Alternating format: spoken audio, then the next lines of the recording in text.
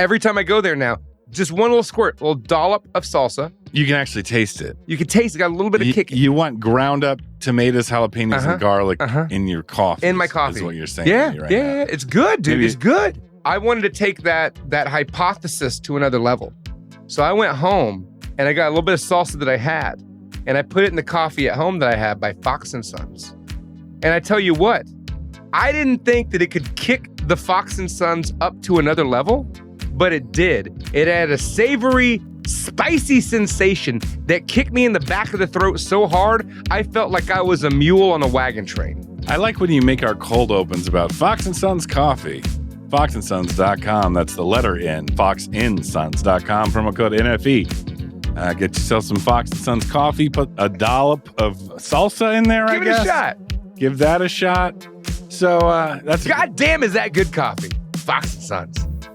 Well, that's a fun Fox & Sons commercial we just did there. Let me tell you what happened to me the other day. I was at the Texaco station. That's a gas station, folks, for those of you not in Texas. I go there almost every day. I get a Diet Mountain Dew. Every day. A second ago, you're like once a week. And I said it's because it's why you're fat. And now you're admitting you're fat. Let's not retread my fucking scars. My bad. I'm sorry. So Mountain Dew, Diet Mountain Dew. I was in there. I held the door open. Oh, yeah. For a man who was of color, a person of color, and his wife, I think, or sister. Wait a second, person of color. What color were they? They were black lady and man. Okay. Why is it so hard for you to say this like a regular human being? And I held the door open for him. Sure, yeah. The lady walked through. Oh, thank you, sir. Okay, yeah. And then the guy does this thing where he is like, oh, I got you, don't worry about it. And he like reaches his arm to like take his hand to hold the door. Yeah. And I think that he's like reaching around to hug me. So I'm like, all right, I guess I'm gonna hug this black guy. So you just hugged this dude. Yeah. It was like an old timey, like cool. He probably like plays the blues. What the fuck? Dude? No, check it out. So like, but he like understood why I would think that. Right. So he couldn't be like, what the fuck, bitch? Right, yeah. Like, white boy, why are you hugging me? He couldn't have done it because he's like, oh yeah, I did kind of put my arm around this guy. And I was like, all right, yeah, no worries, brother. Like I was like living out MLK's dream in my heart. Right. Yeah. And he's like, I forgive you. And I'm like, thank you for building America. Jesus, so we have a fucking moment. Wait, all that happened? Yeah. Okay, fair enough. All that happened. Right. We had a moment, but it was a beautiful mistaken hug. Sure. But like we both kind of came to afterwards, like realized what the fuck just happened. Like we just hugged like total strangers. How long did you hug? How long was the hug? It was like a split second, and then we realized what was happening. Bobby, so I was like, I've known you for over a decade. Like, I don't think I've ever hugged you, Bobby. I don't think I've ever gotten a hug back from you. I'll hug you to make you uncomfortable, but you never hug back. Because I'm not black? I like to hug random black men at Texaco. All right. That's all my hug quota. Yeah, sure. I mean, filled with. You hit your hug quota for this century. But yeah, we solved racism. Thrill me. You know, there's gorillas in these woods. Mortis, what's that? It's all in the reflexes. Chicken's good. I like chicken. I'd buy that for $1.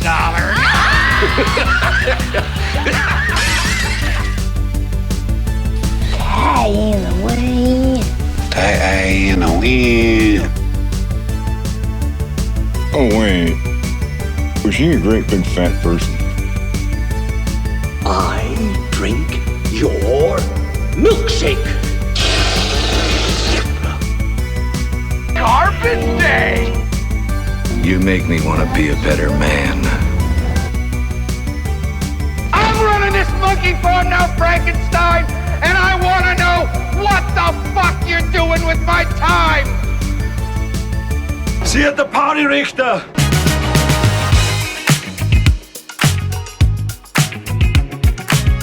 So you're listening to the Not For Everyone podcast. I'm Cruder Dude, and in front of me as always is Snobby Bobby.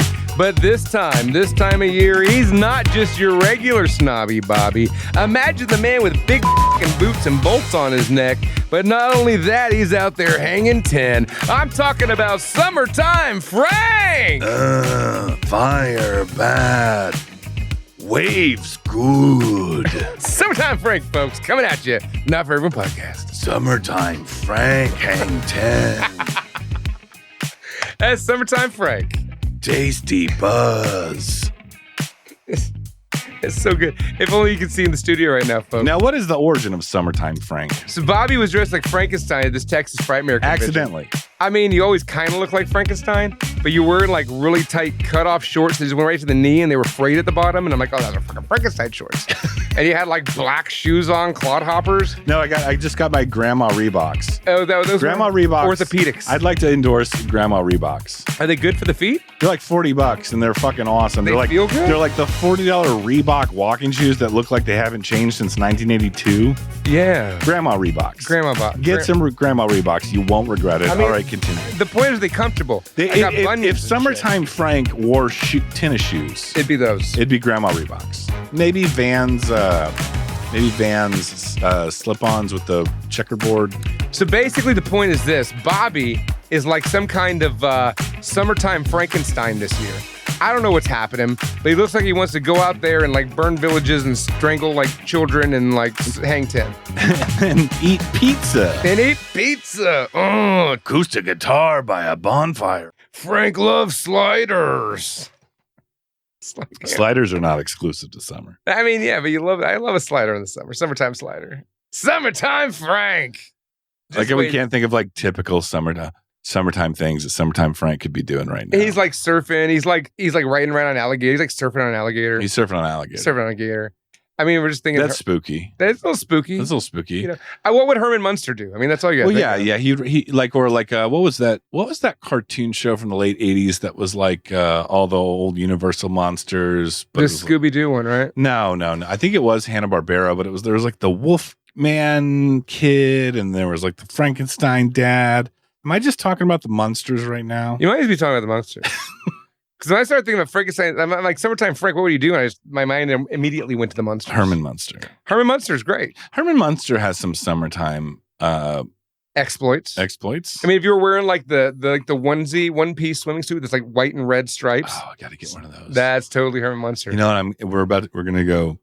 We're gonna go on a beach trip at the end of the summer. I think I'm gonna grab one of those old-timey one-piece bathing suits for men. Do it, dude. And not tell my wife about it. Oh, Summertime Frank. And we go, it's all striped. Yes. I look like a beached candy cane. Wear the orthopedic shoes. Put some bolts in your neck, bro. I'm thinking maybe a fedora or a bowler hat. A bowler hat, huh? Bowler. I think I could pull off a bowler hat. I mean, you look stupid as shit, but it looked great in that outfit. So yeah, I think Summertime Frank would definitely wear a bowler hat. No, or just like a trucker hat with like a lightning bolt on it. Okay, I can find one of those. Yeah, you know, you got to be out there. Summertime Frank.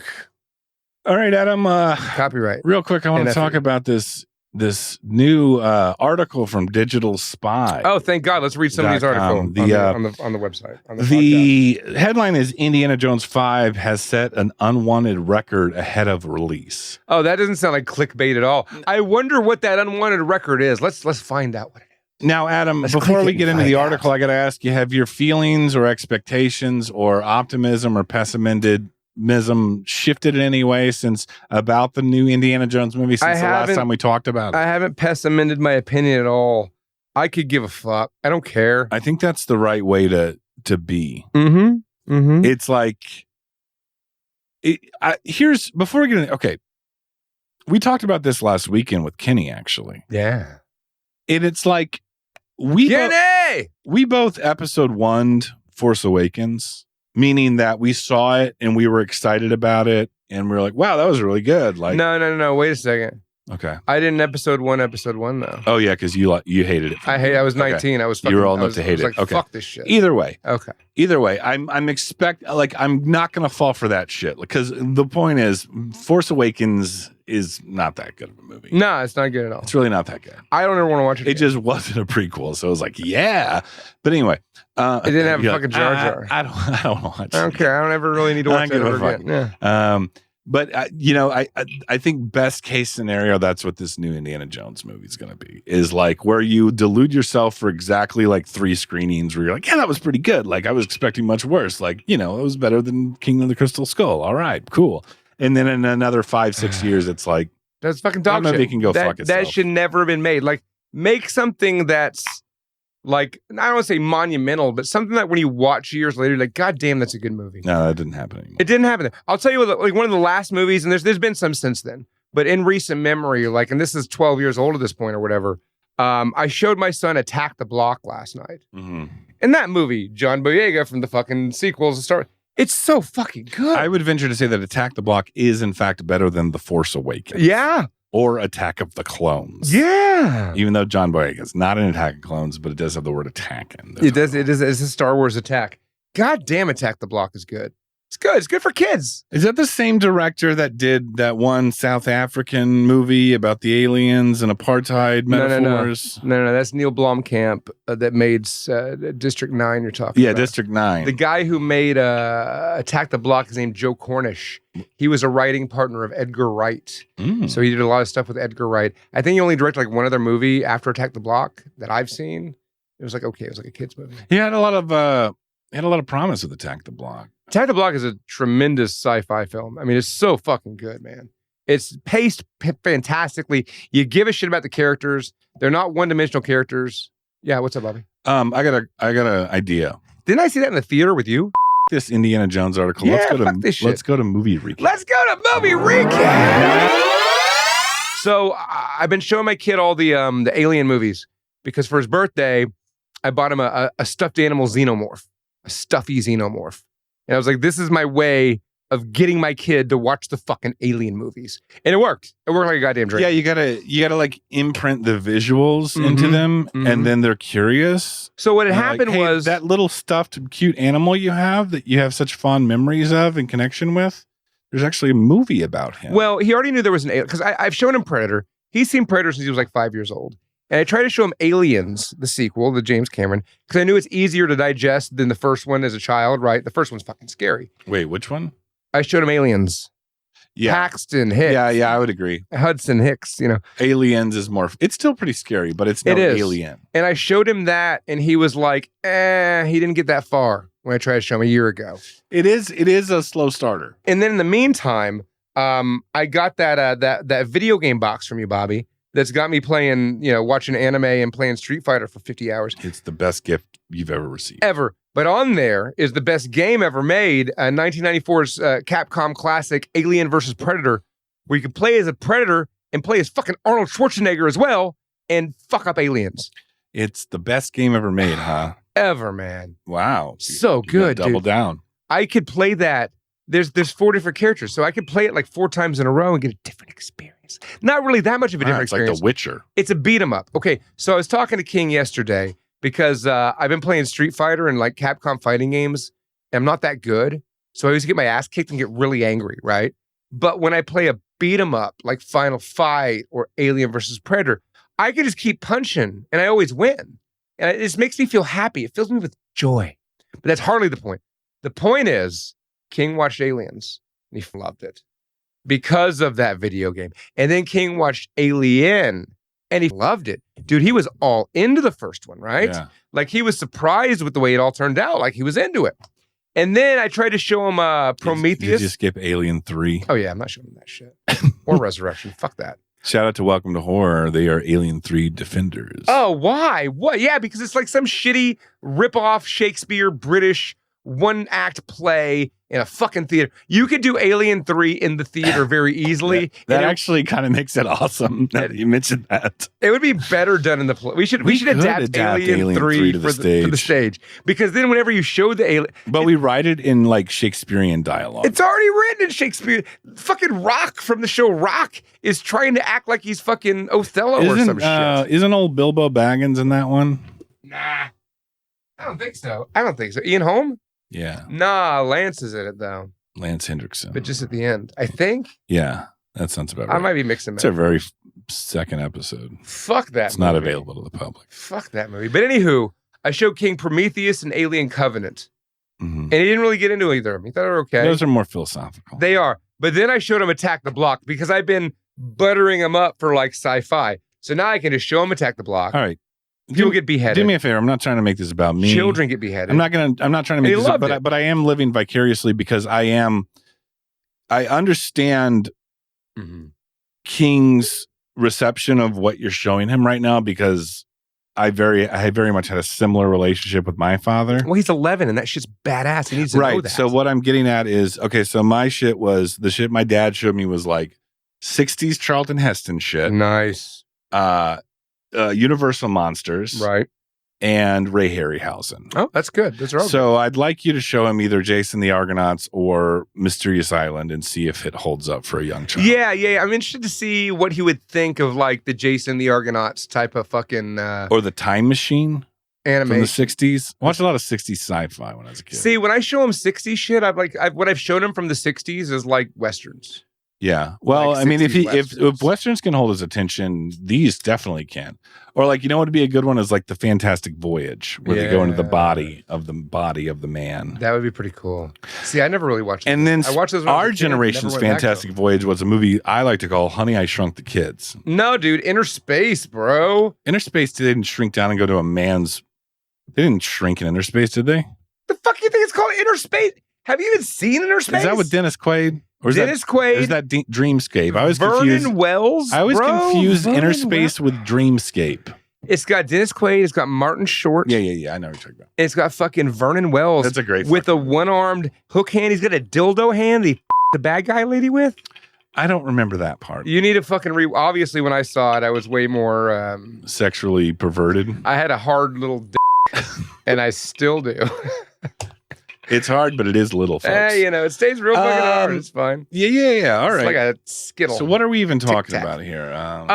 Alien. Attack the Block. Show your kids some cool old Yeah. shit. I want to test because I can't test on my own kids because my kid doesn't exist. I tried to show my schnoodle Soylent Green the other night, and she didn't really like it. care for it. I She don't didn't like think. Why don't you go knock up your I wife? think she got it, but she thought it was trite. The schnoodle was not a fan of Soylent Green. Yeah, Zully's very discerning. All right. Well, I watched. I played a lot of Zelda lately. Tears in the Kingdom. Don't want to talk about that. Yeah, I don't want to hear about it. Oh, I watched this show. I've been watching the show on Netflix. I'm about 4 or 5 episodes in. It's very, very good. I know I'm late to the party for the folks that are fans of it. It's called The Last Kingdom. The Last Kingdom. What's that about, Bobby? It's set in like, I want to say the 500s. Is it Korean? No, it's like about It's like Vikings or something? yeah, it's like Vikings. It's like the North Sea. It's like the UK, British Isles, and like so the Danes. It's about the Danes invaded the UK, the British Isles. It's not the UK at that point, I don't think. The Danes invaded the British Isles, and there's one guy that's like full. So does it have anything to do with the Netflix show The Kingdom about like the Koreans I don't in the think so. 500s I and don't. like zombies attack? It's like a Korean zombie No, show and like this is like this 503 is strictly BC. historical drama. There's no wizards or elves or zombies or like bard elves. None of that shit. Lame. There's none of that. Okay. It's like a historical drama. So this guy, he's technically of British descent, but like his uncle swore allegiance to the Danes, so he's raised by the Danes. All right, tell us about the interesting stuff, not this shit. Well, in the first episode, one of the guys gets set on fire. Okay. And then proceeds to, as he's being engulfed by the flames to certain death, proceeds to run out with his broadswords and keep hacking people while he's like a human torch. That's cool. It's pretty cool. That's cool. So yeah, I mean, I'm not that far into it, but it's a very good show. Saxons, that's what I'm trying to think of. He's a Saxon, but the Saxons and the Danes. It's the Dane Cooks. The Dane Cooks. He's very popular in 2006. The denim and leather. The Saxon. That's Saxon, yeah. So check that out. And I've been playing a lot of Zelda. What else you got for movie recap? Zelda, huh? So I speaking of sword and sorcery fantasy bullshit, I saw a movie that honestly I wasn't gonna see. I was like, this shit looks fucking stupid. I watched the preview. Does it have Jeremy Irons in it? No, but the old one did. But I was like, this. I years and years ago, 20 years ago, I had faith in a film starring Jeremy Irons, and it was dog shit. And now they're remaking it with Die somebody Hard else. 3 is fucking awesome. Die Hard 3 is fucking awesome. So good. He's Hans Gruber's brother. Yeah. It's his brother. Like, when they reveal that, everyone's like, whoa. Whoa, dude. That was like a Empire Strikes Back moment. Fuck yeah, it was. Dude, Die Hard 3 is so fucking good. Samuel L., dude. All right. So you saw Jeremy Irons in Dungeons and Dragons. Yeah. No, I saw... you did see that. I did see Chris Pine in Dungeons and Dragons. Honor Among Thieves. Now, I know that Dungeons and Dragons like had comics and even like a kind of a, I guess, a TV show, a cartoon show. When I was a kid... But is there like actual canon of Dungeons and Dragons, or it's always just been a game that you play? So think about it like this. There's races. There's the way this role-playing game works is there's different worlds and there's different... I'm gonna go all nerd on you here, right? No, please do. There's different campaigns and like whole settings, you know? So you can play in this particular setting, and this setting is this fantasy world. This other particular setting is a different fantasy world. So Dungeons and Dragons has a couple of them, right? And so there's like big things, iconic ideas behind all of them, different creatures. But like, it's all high fantasy. It's all high fantasy. Yeah. There's like a place called Neverwinter. There's a game called Neverwinter Nights, arcade game, video games, and shit like that. Now, where I learned and really got the most love in my life from Dungeons and Dragons was in the mid-90s. There was a beat-em-up by Capcom called Dungeons and Dragons. Yeah. And it's on that motherfucking arcade board you gave me. All I know is I've tried to play tabletops with you, and you cannot sit still for more. No. But you give me like a beat-em-up from 1994, and I'll play that shit for days. All right, so how was the new Dungeons and Dragons? Incredibly, I find it very entertaining. Wow. It was delightful. It was great, man. It had good special effects. It wasn't woke. It wasn't too woke, Bobby. Oh, good. You're okay with that, right? So when I saw the previews, it looked like dog shit because they're like, oh, they're using the Led Zeppelin song. And oh, God. Hey. Like, it was just the same That's generic. a cheap thrill. I know. It's a generic ass fucking. It's like putting sympathy for the devil in any trailer. You're like, I'm going to see that fucking movie. No. For me, I'm like, fuck you. I've already seen this shit before. It's just because we're getting old. Is all the thing. Like I would say, I would attribute 70% of the things we complain about on this entire podcast has to do with the fact that we're just old and jaded and like we've seen it all before. That's you. Your kid hasn't seen it before. Might I mention this? In the 1990s, the best, most beautiful video games on the planet were made by Capcom in the arcades. Go play some Street Fighter, folks. Okay. That was the Street Fighter ad. What you liked Dungeons and Dragons. It was fun, man. It was the special effects were good. The story was good. I gave a shit about the characters. It wasn't too like over the top trying to be. It was just a fun fucking movie. I think that's kind of the consensus across the board. Like no one really hated it. Well, Austin and Cameron, two of our podcast friends, it was their saying, no, dude, you need to watch this movie. Wow. They got me to watch it. Two people I highly respect their opinions. Right, I do. I respect their opinions. And so I rented it at the home on the Amazons, and me and King watched it, and we both fucking loved it. There's a fat dragon. Big fat dragon. There's a gelatinous cube, bro. Wow. Okay. Yeah. I'm in. I'll check it out. It's worth a watch. It's good. Now, you also, speaking of high fantasy horse shit, you also watched Nicolas Cage starring Raising Dracula. So, Renfield. Yeah. Went and saw this one in the theater, folks. Now, this is another case of I see the trailer and I'm like, that's going to be fucking stupid. Yeah, I would agree as far as this one goes. And it ended up being way more entertaining than that. Out of the two, I would probably say on first watch, I liked Dungeons and Dragons better than Renfield. Mm-hmm. But I think upon more watch, because I will watch Renfield again, I think I might like that one. Let me tell you why. Let me tell you what this movie's about. If you say you're going to watch it again, that usually means it's pretty fucking good. Well, so I don't... Just generally, not necessarily from you. It's Nick Cage's Dracula, Mm-hmm. okay? And the majority of the movie is Nicholas Hoult, who's a great actor. I love Nicholas Hoult. Nicholas Holt's a great fucking actor. You know, he's Witness Me. He's the fucking... Is that the Beast? He's the Beast. He's the Fury Road. He's also with Nicolas Cage in The Weatherman. He might be. Very well, maybe. I wouldn't quote you on that because I don't know. That's true. So he's like the Renfield guy, but it's cool because it starts off like giving throwbacks to the original Dracula movie. Like it has a scene that you would have seen from the original Dracula movie with like Renfield walking in the door, but it's Nicholas Hoult and it's Nicolas Cage as Dracula. So you see Dracula throughout the ages. And at some point throughout the movie... Is there like a Nosferatu version? Well, he's all fucked up and he's like regenerating. So you have like the hunched over, bald, mutant Dracula, Nick Cage. And then you have like the green, like zombie-like Nick Cage. And then you have like the regular, like the fantastic... It's fucking awesome. Did you ever go to like hair metal Lost Boys? No, not really. Oh, that would be cool. Nick Cage is so fucking good. It's so campy, dude. I nabbed the one that looked like Twisted Sister. I love Lost Boys. Don't you love Lost Boys? Lost Boys is pretty good. Alex Winter. It was at the Frightmare. Yeah. So you like Renfield? Let me ask you this: how would you rank them? Renfield versus Dungeons and Dragons versus Jeremy Irons' Dungeons and Dragons versus Super Mario Brothers 2023. Okay, so bottom of the list. Let's start in reverse. Jeremy Irons' Dungeons and Dragons. Okay, fair. That movie's the guy who they had in the lead. Okay, I don't want to talk about that movie. You brought it up. My friend Dwayne wants us to cover that. No, sorry, Dwayne. Fuck no, not no, but fuck no. Maybe later. Maybe what else was on the list? That it's hard to say. Okay, it's a toss up between Mario Brothers, Renfield, and what was the other one? Look, I'm already regretting asking this fucking question. Well, you got to think about like the symbolism. All right, so fucking Dungeons and Dragons Jeremy Irons is out. Okay, that one's done. Okay, so now you have left Dungeons and Dragons, Renfield, or Super Mario Brothers. 3 movies that came out relatively recently. How do you rank them?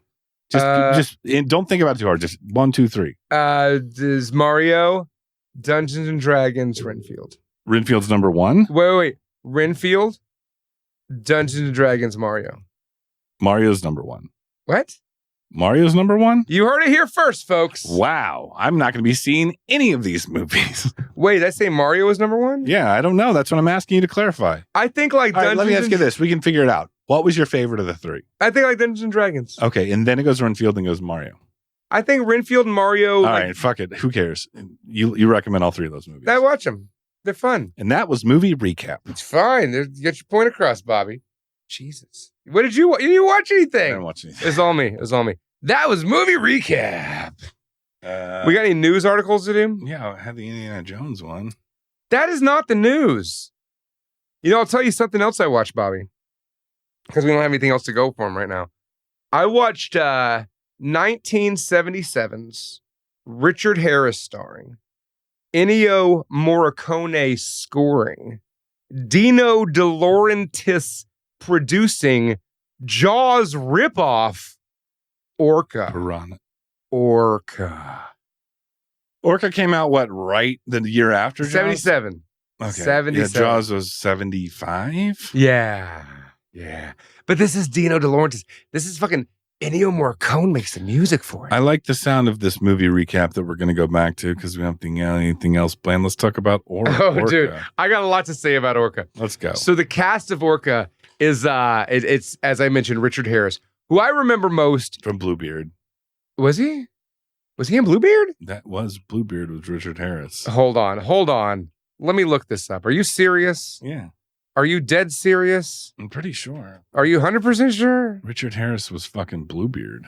I remember him as English Bob from fucking the Unforgiven. Remember him?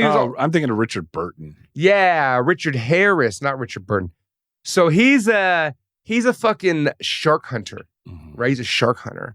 And what he does is he hunts great white sharks because what he's trying to do is he's trying to capture these sharks and then sell them to aquariums. What do shark hunters know about mammals, also known as orcas, the great killer whale? I'll tell you what. Of the Inuit. I'll tell you what. They don't know fuck all about him because he's out there trying to hunt a great white shark. Now on his crew is fucking Bo Derek.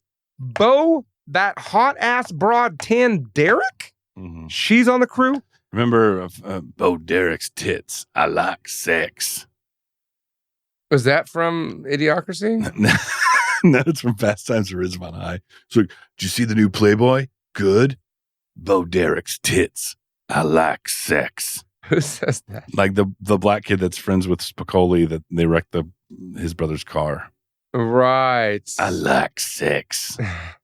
That's great Oh, line. Derek's tits. So anywho, fucking Richard Harris, right? He's a shark hunter, and he's trying to catch sharks to put them in aquariums. Now he's out hunting a great white shark, and who happens to be out there but Charlotte Rampling? You know that bitch. She was fucking hot in the 70s. So she's in this, and she's a marine biologist, and she was down there like hunting for fucking squids or some shit, and then like the shark's coming to get her, and Richard Burton tries to take a pot shot at the shark, but a goddamn orca killer whale shows up and knocks the great white like 40 feet in the fucking air.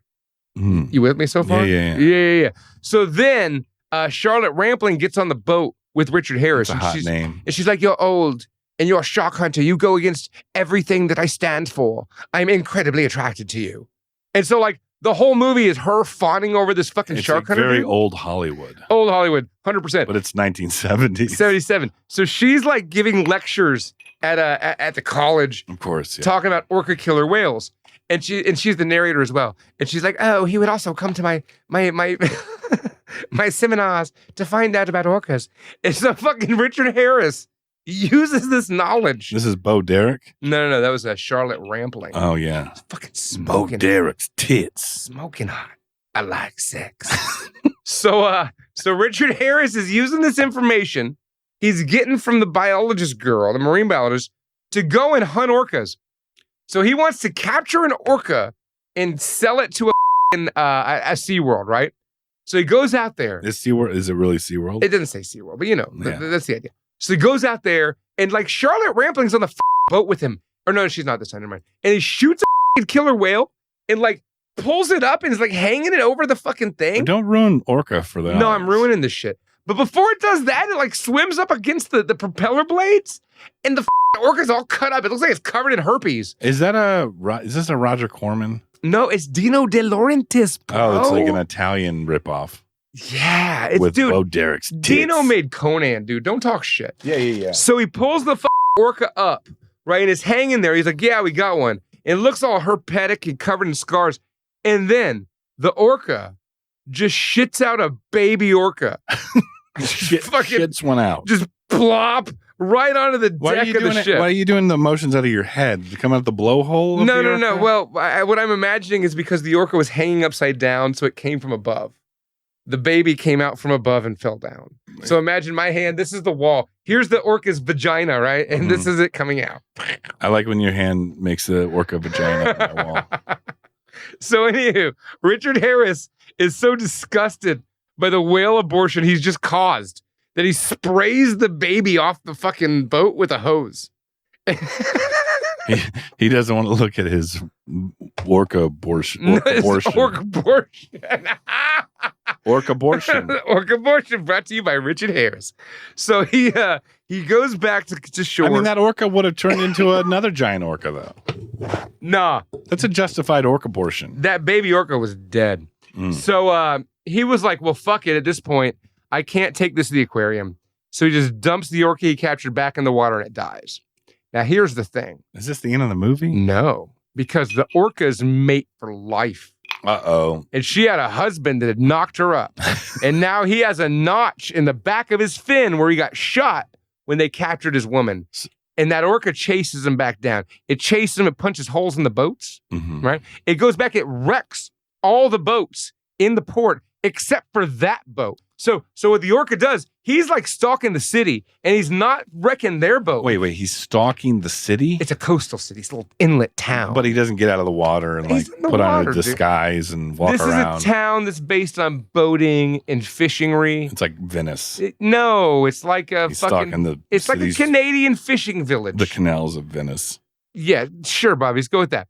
So it's wrecking all the boats. There's a scene where the orca jumps out of the water at night and he breaks the natural gas tubes, like the hoses, and it starts spilling natural gas everywhere. And then the orca jumps up and he knocks over a lantern. And the lantern catches the tubes on fire, which then go up the mountain and blow up an oil refinery. The fucking orca blows up an oil refinery from the coast, bro. This sounds better than Jaws, to be It's honest. fucking badass. And then Will Sampson shows up. He's the Indian dude from fucking Yeah. and he's like, you need to get the fuck out there and fight that fucking John thing. Redcorn. Yeah, so the whole time this movie's happening, like Chip Proudfoot. Richard Harris is just chilling in that village, like, oh, well, fuck it. And the village is getting destroyed by the Orca. And all the people are like, dude, that whale's got it in for you. And they're fucking us up. You need to go out there. He's like, no, it's fine. So they finally like put his ass on a boat and they're like, quit being a chicken shit and go out there and fight that Orca. You've been talking about Orca for 45 minutes now. And the whole time. Ask you to wrap it up. Here's the crazy thing. You think that like Charlotte Rampling, she's the marine biologist. Yeah, we knew it. She's all over his dick the whole movie. Mm-hmm. It's like the dude is he's just a scumbag slime. And obviously this one was crazier than Richard Harris. So the movie ends. Orca kills, he kills one of the Carradines. Robert Carradine's in it. Now, what is the movie called? Lady Hawk? Orca. He kills one of the Carradines. He dies. He eats a bunch of fucking people. He eats Bo Derek's leg off. And then he eats Richard Harris. And then at the end... he's like, Bo Derek's tits. I like sex. It didn't really look all like right, ice. Yeah, all right, we got it. And then Rampling's dressed like a Yoda. And then that was movie recap. Orca. I check it out, folks. It's on Hulu right now. Watch it.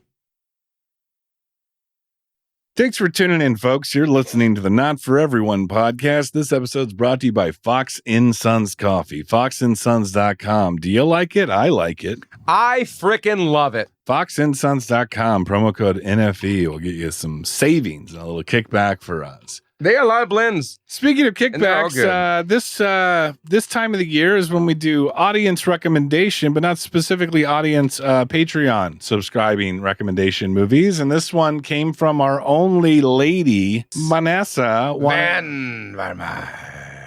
Wanted us to cover 1988's Waxwork, which is always been a favorite of mine. 1988, David Warner and Billy from Gremlins.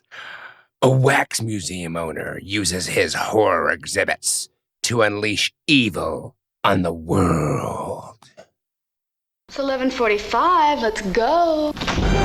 Imagine, if you will, an exhibit in fear. It looks a little spooky, boys. You think we should do this? A place that appeals to your deepest and darkest fantasies. Ooh, scary.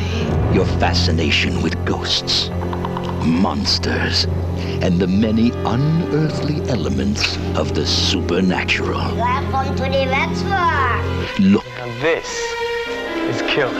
Enjoy. Wow, the glasses from Nutty Zombies from Hell. Lose yourself in it. Would you like a closer look? Really? But whatever you do, don't step over the rope. Welcome, my dear. We thought you were too tired to join us. All right, I'm hypnotized. Hey, not so fast. Relax. Put on a cup of coffee. We'll talk about it. I want out of here, Sarah. I'm serious. Getting scared? Do I get a pretty woman in my illusion? No. No, I get a dork. It isn't real. Bravo! What the hell did you kill him for? He'd have been perfect!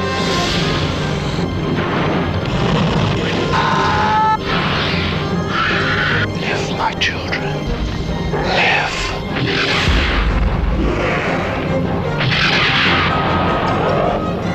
Hit me!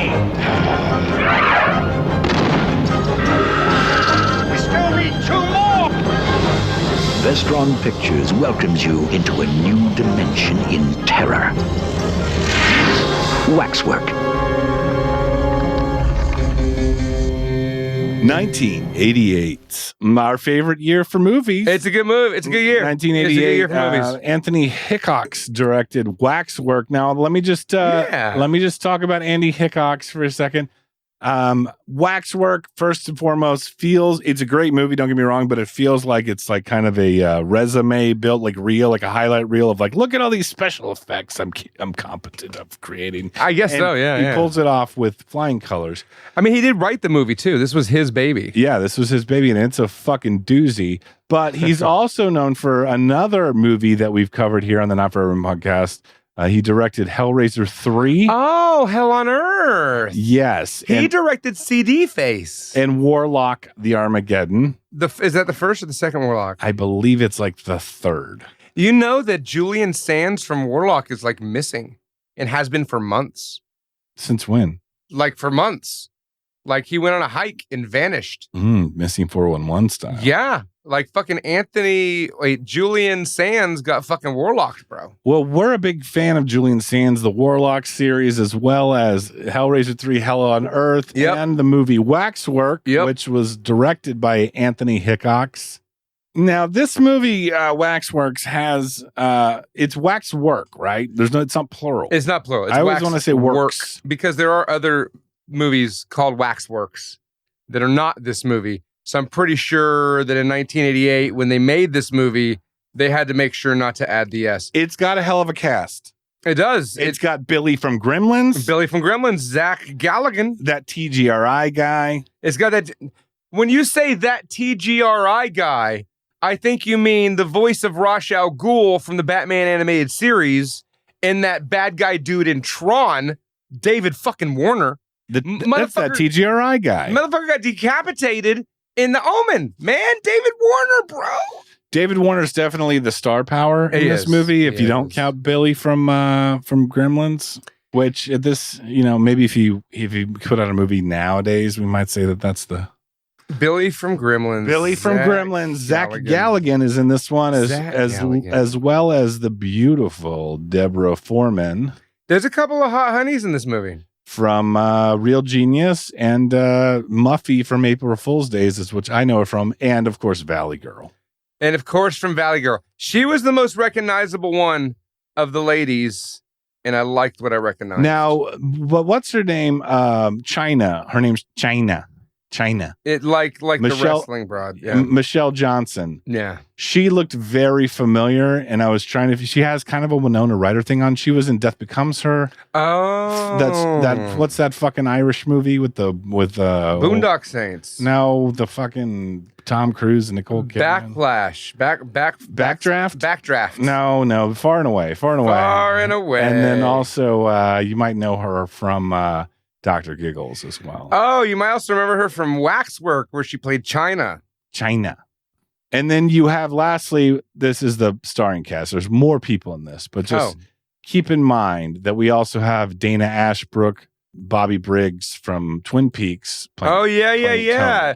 Dude, Bobby Briggs really stole the show in this fucking movie, for being honest. Yes, and we will talk about that. Here's what I'm just going to say this now. Mm-hmm. This is a schlock ensemble cast, what should be kind of a throwaway 80s slasher kind of thing. Mm-hmm. But everyone brings it in this movie. Everyone. Nobody phones it in. It's a very silly movie. It's a very fun movie, but there's never a moment where you're like, that was funny because of the bad acting. Right. Like, you know what I mean? Like, that was funny because it's so bad. I'm like, no, this is like a silly movie, but it's very well done. And I'll say, like, there's some of the characters that are very hateable. China, for example.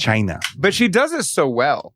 She does it really well. It's not like you hate her because she's just... Well, that's her character. Right, exactly. They hired legitimate actors. And like Billy from Gremlins, he's a legitimate actor. The guy's good. Yeah, he had to have done Gremlins 2 like the year after this. That was Possibly. What, 1989, I think. What I like is this.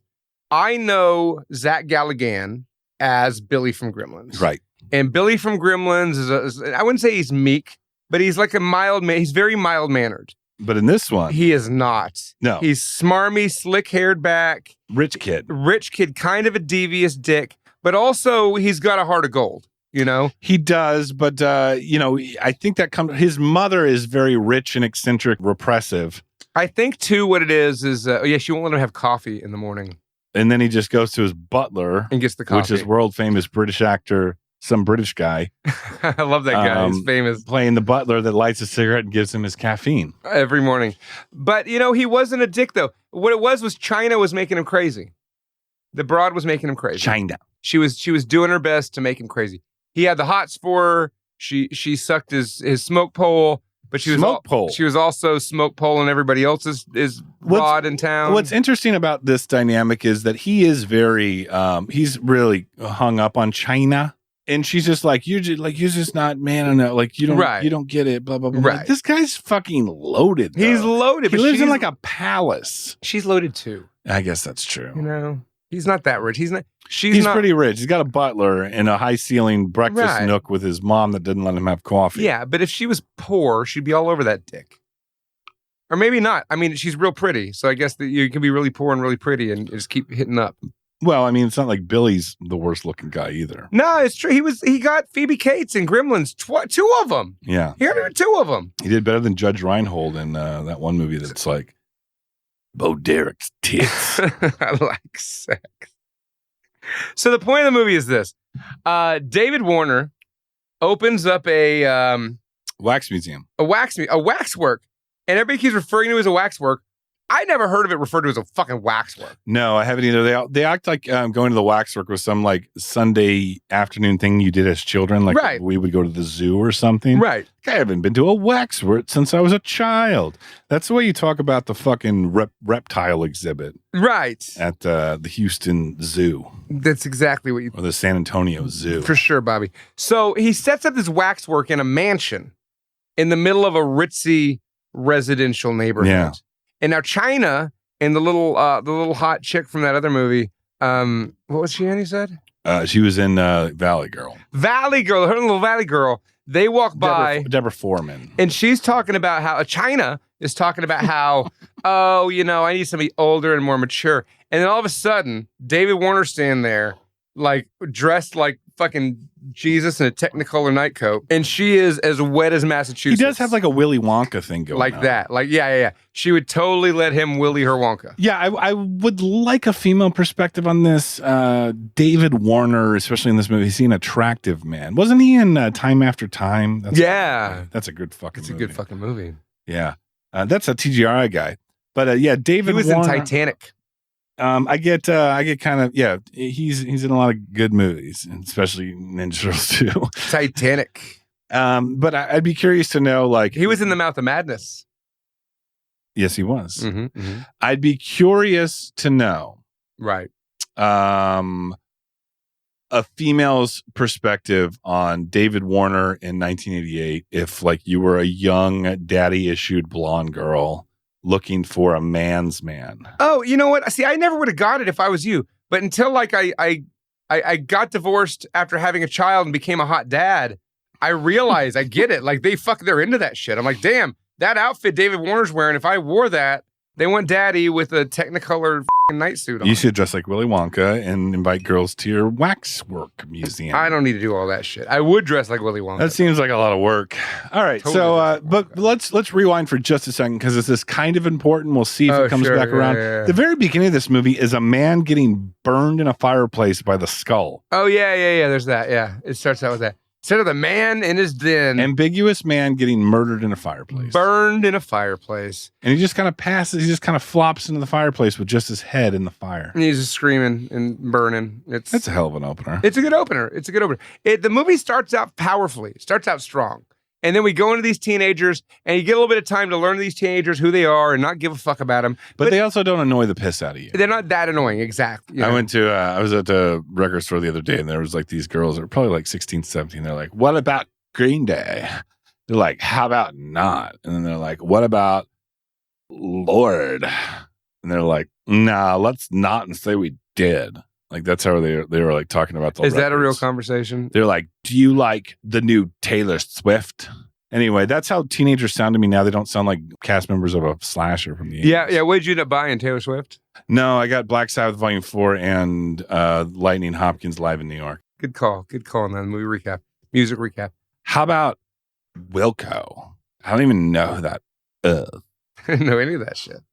Continue on with this movie. I don't even know where you're at. You fucking cut me off with that bullshit. Where are we, Bobby? We're talking about how teenagers these kids were in college, right?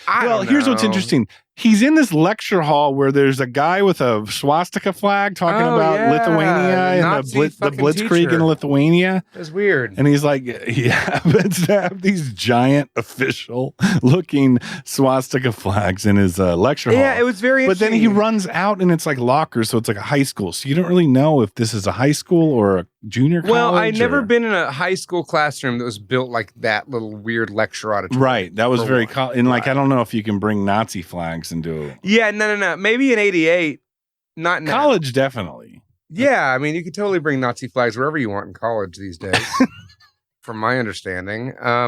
But I don't know. I guess it was okay then because he was Because he was teaching them about it. Because maybe he was actually a Nazi that lived through it. I don't know. Yeah, it's I think all comedy those gold. Nazis died off, so now it's okay. No, they're all in to be- Argentina, bro.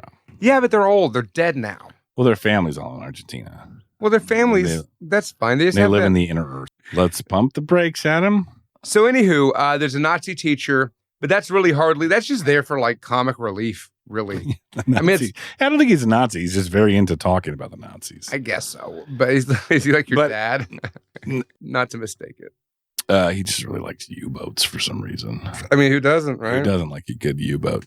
Yeah. Okay, so Billy from Gremlins comes in late, and they want him to write a paper, 100 page, 60-page paper on the Lithuanian, why dictators are bad / Lithuania or something. Anyway, that happens. That's comic relief, and they end up going that night. The whole gang. You got Billy, you got Sarah, China. And you got Tony from Twin Peaks, Bobby Briggs from Twin Peaks. Twin Peaks Tony. They take David Warner up on his offer from earlier that day, and at the stroke of midnight, the four of them show up. Now, yeah, worth noting, David Warner, known as Waxwork Man in the IMDb. That's his name. That's just his name. At Waxwork Man. He says, bring no more than 6. Yeah. There's a total of 4. Yeah. There's a total of 4. So there's something going on with this number here. They show up. And this is when the wonderful vignettes start to happen. So yeah, the whole concept of this movie is old Davy Waxwork Man Warner has waxwork with all these wax museum things in there. And what they really are is portals to a frozen time pocket dimension habitated by 18 of the most ruthless killers of humankind's history. Is it really 18? That was what they said. Okay, here's what I listed. Yeah. Again, by the way, this is what I like to call a monster mash. It is a monster mash. It's a monster mash. It's a monster mash. See Spookies, Cabin in the Woods, Nightbreed. Yep. Just different types of monsters. All that shit. There's a Frankenstein. There's Frankenstein. There's a Voodoo Island guy. Mm-hmm. There's a circus freak that looks like a xenomorph. The xenomorph. There's Dracula. There's Draculas. But they're like Anne Rice Draculas. Yeah. There's the Invisible Man. There's the Phantom of the Opera. Yep. There's mummies. Yep. There's werewolves, and that's all I got. But I know there's more than that. But you have all of your staple Universal monsters, and then on top of that, Voodoo Island guy and circus freak. Yeah. So what happens when they get there?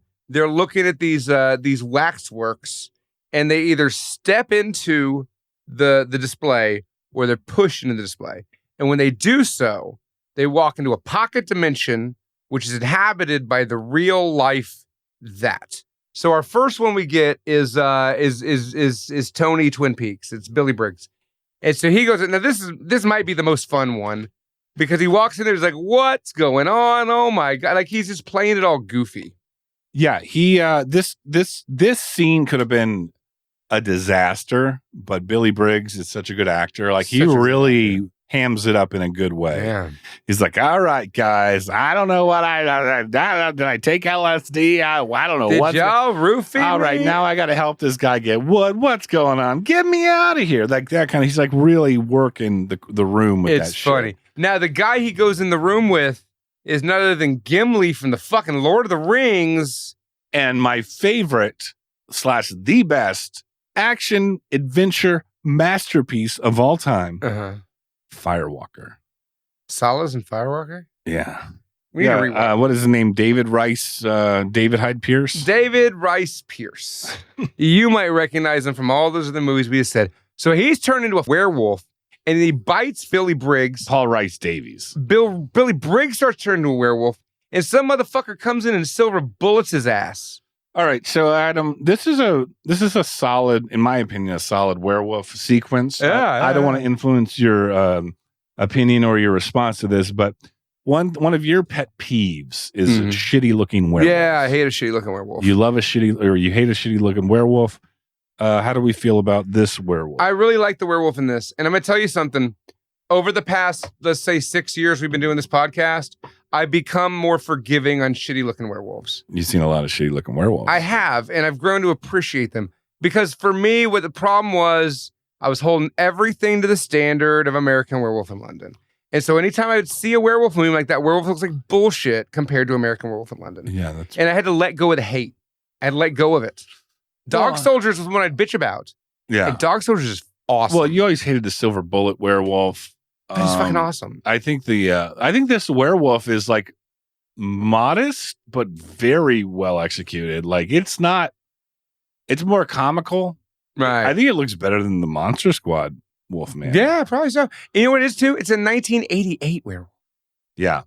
And it's kind of I guess a minimalist transformation scene, but it works. Like he turns into Ronnie Dobbs from fucking Mr. Show. Yep. And then he gets shot with a silver bullet by the old man. It's good. And it's a great transformation. Oh, there's also a scene when the werewolf this is awesome. This is you must bring this up. Sure. He's squeezing the head of that dude. Oh yeah. And then you think it's gonna pop like a zit. But then he just rips him in half. Just rips a head in half. That's some solid werewolf shit. It's some solid fucking gore. They hit him with something and he just brushes it off. A little physical comedy werewolf. I like that. It's good. It's a good fucking werewolf scene. It's a good werewolf scene. And that's all you need is a good werewolf scene in the movie. And not only is that, but this movie has a good werewolf scene and then so much more. Okay, so here's what I got to point out now before we get into the next vignette. Okay. Tony from Bobby Briggs from Twin Peaks. Tony Twin Peaks, yeah. He seems to like be genuinely confused as to what's going on. Right. Now, when China goes into Anne Rice Dracula world, right. She doesn't seem confused at all. She's just kind of like, this is kind of cool. She's bought into it immediately. This is pretty dope. I think there's one or two reasons. I thought about this too. She's a woman. Right. So she's like, I'm in fancy clothes. And there's these hot European men staring at me like I'm a snack. Mm-hmm. She was all about that. Yeah. Either that, right? So A, she's a woman. Or two, she's entranced by the vampire's hypnotism powers. Which very well be the case. I mean, I say why not a little bit of both? I mean, hypnotist powers versus... I mean, he was a sexy vampire. No, they were all... Yeah, and his kid was a sexy vampire. I like a vampire story where there's no one unattractive. Yeah.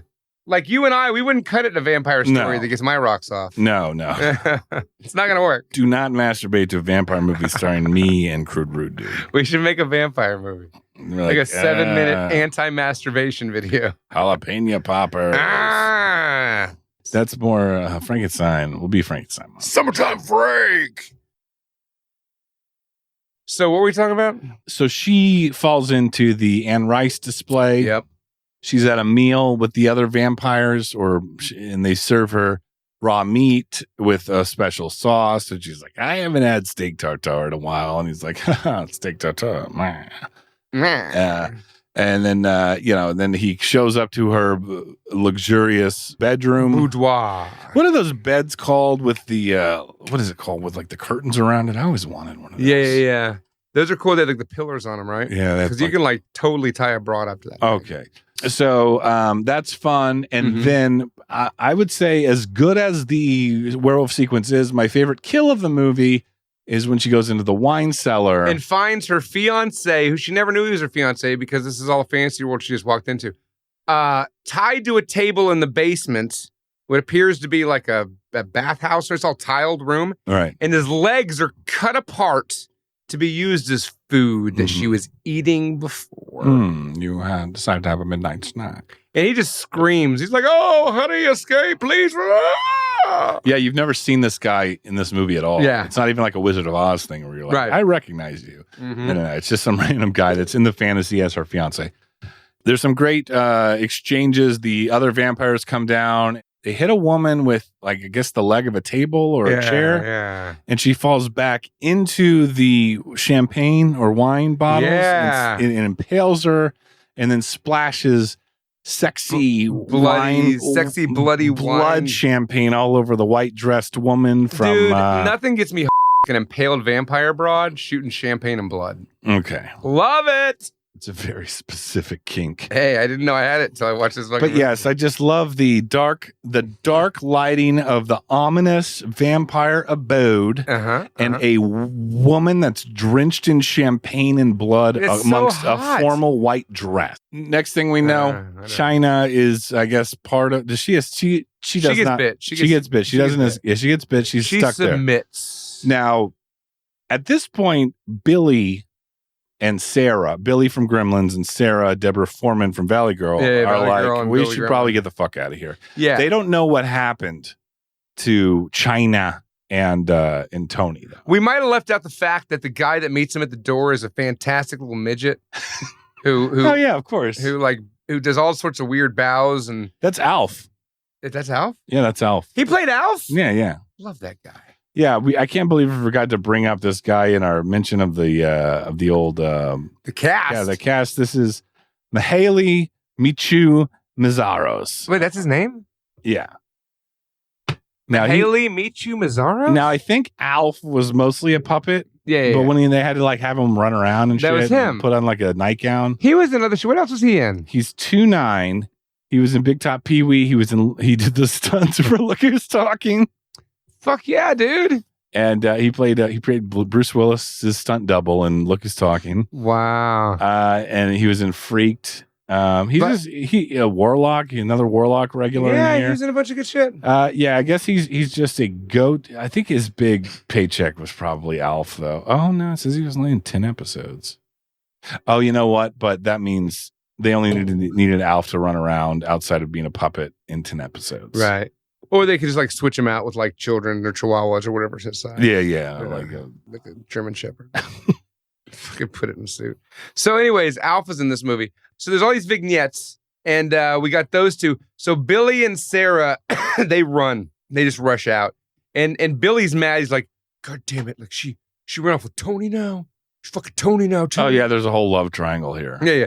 And then the other chick, the Valley Girl's like, well, you know, I'm a virgin and I don't think about sex, but you're a very handsome man. And if only you liked me. And he's like, oh, whatever, China. Yeah. She's like this pristine, virginal young thing. Okay. You're trying to keep it tasteful and then it just completely fucking I was trying. collapses on itself. Collapses on its own weight. So she's trying to throw himself at him, kind of. But they go back to his house and they're looking through the attic. And it turns out the guy who was burnt to death at the beginning of the movie was Billy Gremlin's grandpa. And Billy Gremlin's grandpa, he was collecting artifacts of the most evil men in all of history because I guess he was ridiculously rich. Which includes the Wolfman.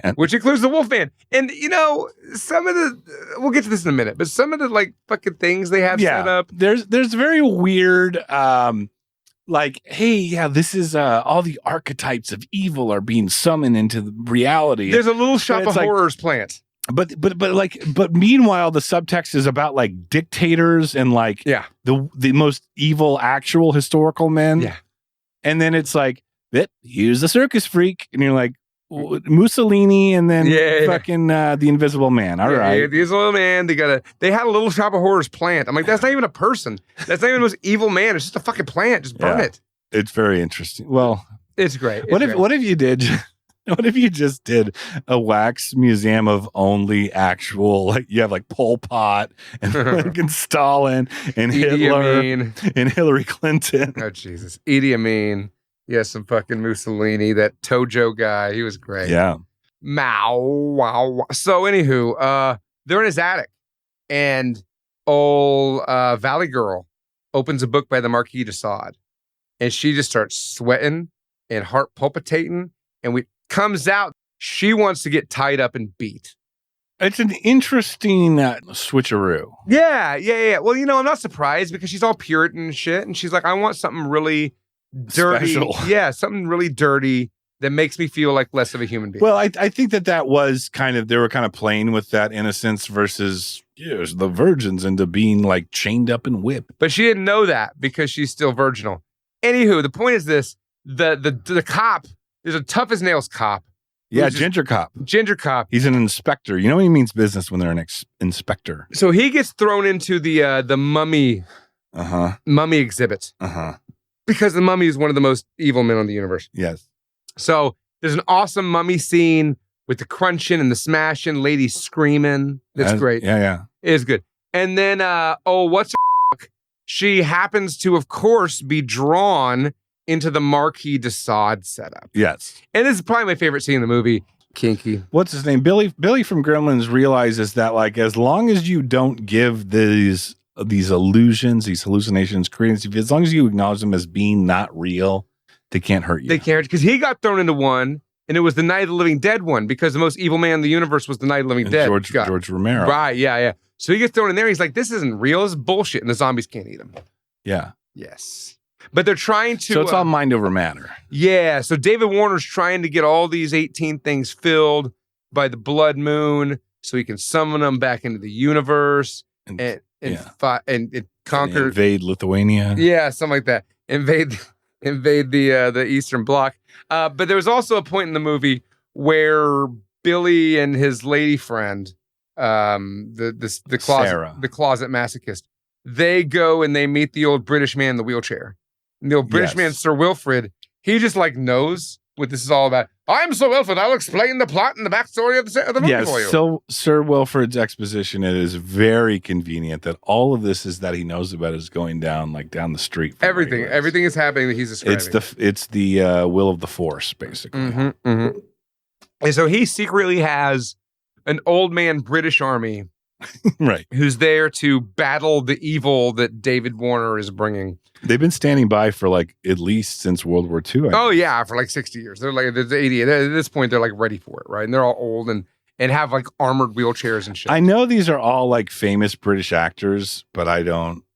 You're just hypothesizing. They're just British people. No, they looked familiar. We're Americans, so we automatically think they're famous because they're British and Joe old. Baker is a famous British actor. What was he in? Did the voices in Pocahontas. That's not fucking famous, Bobby. He played an angry villager in Robin Hood Men in Tights. That does not make him famous at all. He's like a famous British actor, bro. Because he was in Robin Hood Men in Tights? Yeah. So anywho, it turns into they get all the 18 sacrifices they needed somehow, David Warner does. And then all these shitty wax statues of fucking zombies and werewolves and Phantoms of the Operas are released. But luckily, the old man British army shows up at the same time, and it's like Cabin in the Woods style brawl. Yeah, it's just a monster mash Royal Rumble where old British men just duke it out. Yeah, with every monster and evil incarnation the world has to offer. And might I say, it's pretty fucking awesome. And a wonderful last 20 minutes of the movie. It gives it a whole 20 minutes, that whole fucking fight, too. Yeah, it's a big, giant, and I know we're forgetting some monumental things in this. Sure. But I also, at the same time, I don't want to give it away or ruin it. Like, this takes this movie from, like, average, good, like, above average to, like, this is pretty fucking awesome. Right. This last 20 minutes of this movie. Because they just go ball to the wall, ham out, let's fucking do this. I'll say this, though. The movie never drags. No. It's fun. It gets to the point. It starts off pretty quick. Yeah, they're at that wax museum within, like, 15 minutes. Yeah, and then there's already somebody sucked in there, and we have the werewolf scene. It gets going quick, paces out well. I mean, it's a 1988 film. There's plot holes. There's ridiculousness that doesn't make any sense. But it's a fucking great movie. It's a great movie. Yeah, had you seen it before? I think years ago. And there were like parts where I was like, oh shit, I've seen this. Yeah, when we were about to watch, I was like, Adam's probably gonna either hate this movie or like it's pretty good. I remember bits and pieces of it. Like, I remember bits of the werewolf part. I remember the special effect when they walk into the thing. Yeah. I remember the mummy part. Yeah. So it's like, okay, this all comes back to me once I see it again. Yeah. So, yeah, we both recommend Waxwork. Thanks for the recommendation there, Patreon supporter Vanessa. Thanks, Vanessa. If you want to help out with the show, become a producer of the show by funding the show, go to patreon.com. Not for everyone, and it's $5 a month. There's no tiers. There's none of that bullshit. If you want to pay us $5, great. If you want to pay us more than that, that's great too. You want to pay extra? Maybe we'll send you pictures of our feet, and you can make assumptions, hopefully doctoral recommendations on what is wrong with my feet. Adam There's needs something a wrong. podiatrist on our If there's any podiatrist listeners on our Patreon. I'm gonna send you pictures of my feet. I think Hungry Boombox is a podiatrist. Well, fuck yeah! I'm glad he's paying the $5. He's about to get feet pics. Anyway, so far it's been paying for the feed and all that. They're not flattering feet pics. We're not making any money on this. We'll put it. Hey, Bobby, we should make some money on this. Hey, I'm open to ideas. Tell your friends, people. This summer, I think tentatively we're going to be conquering a few Steven Seagal movies. And now that we're out of audience recommendation. Are we? Yeah. Our audience recommendation, fucking Halloween will be here before you know it. Yeah, no shit. Halloween will be here before you know it, Adam. But yeah, let's do some fun summertime action, I think, is what I want to do. Just summertime. I like covering the action movies. Yeah. And then we'll get back into more stuff like Waxwork in the fall. Yeah. And this has been a fun episode. I feel like we haven't done this in a while. What, have a fun episode? Yeah, that or just an episode. Yeah, this is kind of an old school one, you know. It's been a while. Just you and me, 1988, whatever. Yeah. It's like all right, follow us on Instagram at Not For Everyone Podcast. Thanks for listening, all that jazz, and good night. Yeah, what he said. That's it. We're done. He's going to cut me off in the middle of my sentence. So, Fox and Sons Coffee.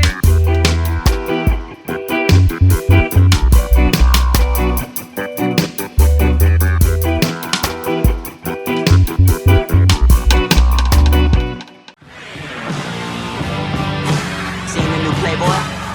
Good? Oh, there's tits. All right. I like sex.